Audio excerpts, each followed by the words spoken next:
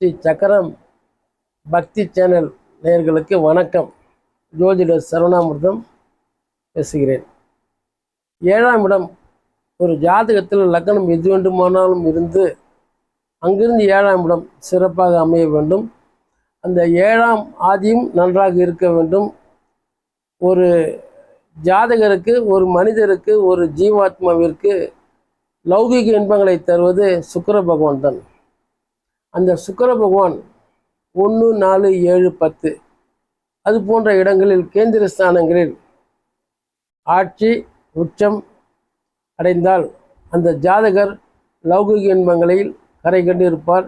நல்ல அழகான மனைவியோடு சேர்ந்த பொருள் சேர்க்கையும் வாழ்க்கையில் எல்லா வகையான சந்தோஷமும் இன்பங்களும் நிறைந்திருக்கும்.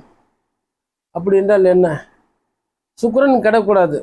சுக்கிரன் கெட்டால் ஒரு ஜாதகருக்கு திருமணமே ஆகாது. சுக்கிரன் பலவீனம் அடைந்திருந்தாலும், 7ஆம் அதிபதி நீச்சம் அடைந்திருந்தாலும், 7ஆம் இடம் பாவக்கோள்களால் பார்க்கப்பட்டாலும் அந்த ஜாதகருக்கு திருமணம் என்பது கனவில் கூட நிகழாது என்பது ஜோதிட விதிகள் கூறுகின்றன.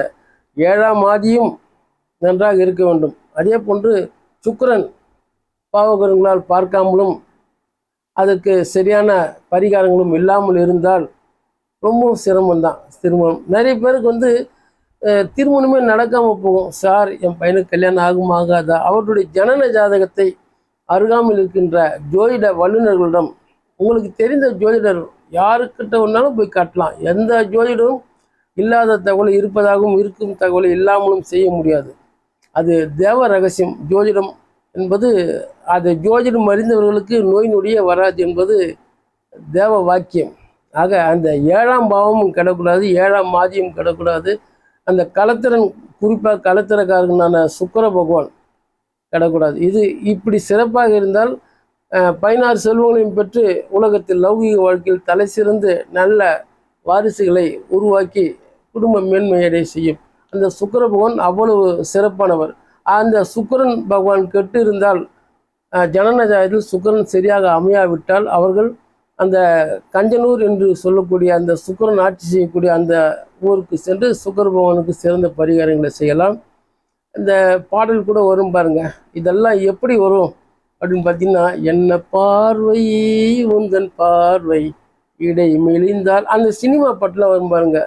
விழியிலேயே மொழி பேசி கவர்ந்து இருக்கும் ஆற்றல் அந்த சுக்கிர பகவான் அனுகிரகம் இருந்தால்தான் வரும். அதே போன்று இந்த இன்னொரு சினிமா பாடல் கூட சொல்லலாம். கட்டி தங்கம் வெட்டி எடுத்து காதல் என்னும் சாறு பிழிந்து.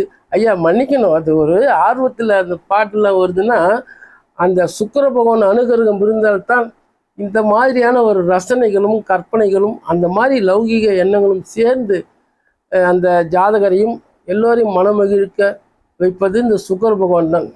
அதே போன்று குரு பகவானும் சிறப்பாக இருக்க வேண்டும். அந்த குரு பகவான் சரியாக இல்லாவிட்டால் கூட சிலருக்கு அந்த மழலைச்சல் பாக்கியம், மழலை செல்வங்கள் கிடைக்காது.